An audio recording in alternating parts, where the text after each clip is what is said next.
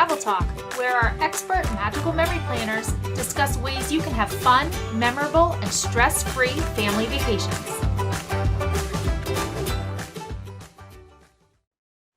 Hi, and welcome to the first Travel Talk episode of 2023. I am so excited to kick off this year talking about really probably my favorite Disney park. So I just got back from an amazing trip out to Disneyland in California, and I haven't been there for a couple of years. And so going back reminded me how much I just love Disneyland for so many reasons. And that's probably like a whole nother podcast in and of itself, why I love Disneyland so much.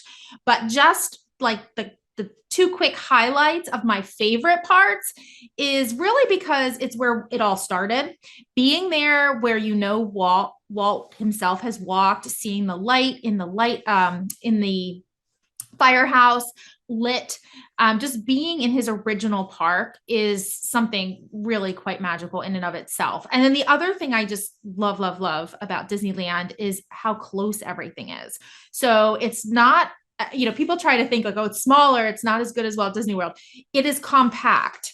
It is not less. It is just much more compact. So to be able to walk back and forth between the hotels and the parks and downtown Disney and just having everything so close together, I just love it. It just makes it so fun because you just feel like you're in that magic all the time and you don't have to deal with transportation and stuff.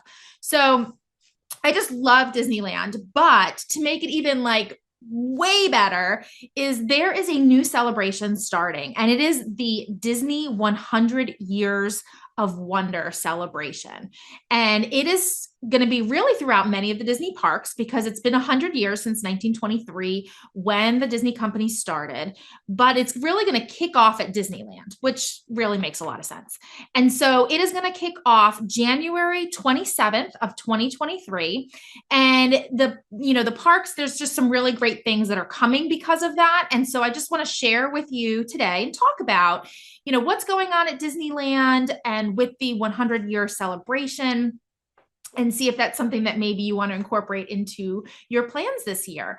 So to start off, of course, every Disney celebration starts with the decorations and the theme. And so part of this 100-year celebration theme is the colors platinum and violet. So you're going to see a lot of those types of colors. Of course, the Fab Five and our classic characters are going to be dressed in new costumes, and they're going to be all dressed for the occasion in this platinum and violet. And so you'll see that with decorations on the castle as well. Sleeping Beauty's castle will be redecorated to go along with that. So that is kind of the kickoff with the decorations. But of course, along with that is going to also be some great food and merchandise, which you will see plenty of pictures coming of that as well. But I want to talk to you about some of the attractions and celebrations that you're going to get to experience if you head out to Disneyland this year. So let's start in the Disneyland park because that is really where it all started. So one of the things that is going to start there is a brand new show on the castle, and it's called Wondrous Journeys. And it's going to have a brand new song called It's Wondrous. And this amazing show is just going to take you back through all the animated movies and creations of the Disney history and company. And so that is just going to be a really, really great show. We got to hear the song It's Wondrous, and it's a really great song. It's a really catchy tune. I think you're really going to like it. And there's just going to be a lot of magic that comes along with that. So if you're familiar with some of the other things that happen maybe at Walt Disney World on Magic Kingdom, Tinkerbell flies to the castle as a part of the show. And so there is going to be a character flying through the air, and they did confirm for us it will be Baymax flying through the air to the top of Sleeping Beauty's castle as part of this Wondrous Journeys show. And so it's, just like the title, it's going to be that journey through the years of the Disney animation and the stories that have been told. So that is really exciting new show that will be starting with the opening of this event in January 27th. During the day, there is going to be a parade. I can't say it's new. It did debut in early 2020. It had a very, very short run. And we all know why, what happened in 2020, which we won't talk about. But that show, that parade is coming back. And so that is the Magic Happens parade. Now, in all, honesty, I haven't seen the Magic Happens parade. It had a very short run and I wasn't there during that time, but I was chatting with our content creator, Misty, and I was telling her how we found out that the Magic Happens parade is coming back and she was over the moon. She said it is by far her absolute favorite Disney parade. And being that there have been so many, that is quite an amazing statement. So the Magic Happens parade will be coming back to the Disneyland park as a daytime parade starting February 24th. And as it happens, we will be in Disneyland in late February. February 25th is when we get there for our agency training. And so we will get to be there and see that. So the Magic Happens parade returning to the Disneyland park on February 24th. And that is going to run all year. So that's a super exciting parade. It reminds us, this parade, that you don't need wings to fly, shooting stars. We're made to wish upon, and magic doesn't stop at midnight.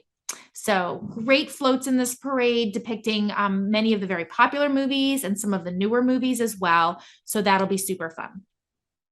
So the third big thing that's coming back to Disneyland is Toontown reopening. So Toontown is a special area off the back of Fantasyland that is unique to Disneyland in California.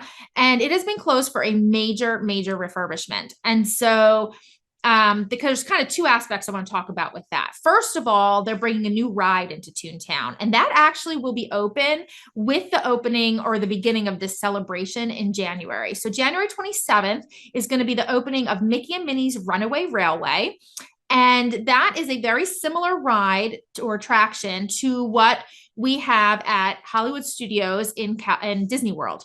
But it is different. There are two really significant differences in the ride queue, which is going to be like a museum that takes you through the creation of the Disney company and stuff from 1923 on. And of course, the beginning of Mickey Mouse and his origins. So that is going to be a really interesting ride queue that is just very different than what they have in Florida. And the beginning of the ride and how you enter the ride and how the story all begins is going to be unique, although we don't have any exact details on that yet. So Mickey and Minnie's Runaway Railway will be opening January 27th, but the rest of Toontown with this new imagining is supposed to be opening in March. So March 8th is when we expect that to open. That's when it's on the calendar. And so when the new Toontown opens, you're still going to have the other two rides that were there before, which was Gadget's Coaster and the oh, it's escaping me now. But the other ride that's there that's based on Roger Rabbit's Toontown Spin, I think is what it's called. So those will still be there. But the spaces have been really reimagined as a place for children to play, families to connect, and to relax during a day at Disneyland. So there's grassy areas. There's a huge Goofy area where you'll be able to explore and play, and children can do sights and sounds and smells and just kind of learn all different things and play there and experience. There's a great area that's like one way in, one way out, so that your children, that once they're in there, if they can they won't be able to get out without you seeing them. So that's a great area for them to play. There's water features. So that's going to be great in Southern California. Donald Duck's boat is still there. And so that's a great area to splash and play as well. And of course, Mickey and Minnie's house is there. If you can go visit their homes, they may or may not be home when you go visit, but you can certainly visit them and see where they live. And so that's just a really fun aspect to Toontown that'll be back. And it's really exciting to see this land come back and just be newly reimagined. So that's going to be a lot of fun. So those are kind of the three main things happening at Disneyland. We have the new nighttime spectacular Wondrous Journeys. We have the opening of Toontown, and then as well, Mickey and Minnie's Runaway Railway, and then the return of the Magic Happens parade. So super exciting things to see at Disneyland. It's definitely going to be the place to be. So over at California Adventure, which is also an amazing park, and if you haven't been there recently and haven't seen the new Avengers campus, Oh my gosh, you have to do it, especially if you are a Marvel fan. That's like, again, a whole nother podcast to talk about Avengers and Avengers Campus. And there will eventually be a second ride coming there as well, or a third ride, actually, because there's two there now. But some of my favorite rides are there in Avengers Campus. Super fun. So, but anyway, what they're doing there is, California Adventure has World of Color. And so they have their traditional show that they've had. I just got to see their Christmas show while I was there in December. And so there was a little change up there with the Christmas show. But coming with the celebration, the 100-year celebration, there's going to be a new World of Color called World of Color 1. And it kind of goes back to that idea how one person can make a difference. And you think about like one drop of water and how it will come into and make ripples, and you'll see it and the effects of it for a long time going out. So that is what the storyline is behind this World of Color 1. There's going to be a new song that is part of this show as well. It's called Start a Wave. And it really, again, goes back to that same idea of one drop of water, and how a single action can just really, start a wave and start a chain, a ripple effect, and create lots of change. So they're going to bring some of the most courageous and loving and inspiring characters to life in new ways. And this is going to be a really fun show. So Disneyland does have dessert parties where you can do a dessert party in conjunction with World of Color and have like a priority viewing area. So you have your desserts, and then as you're finishing up your desserts, you kind of stay where you are for the dessert party and get to have a great view of World of Color. So that might be something to consider if you are a big World of Color fan and want to see this brand new show, because it is definitely going to be very popular.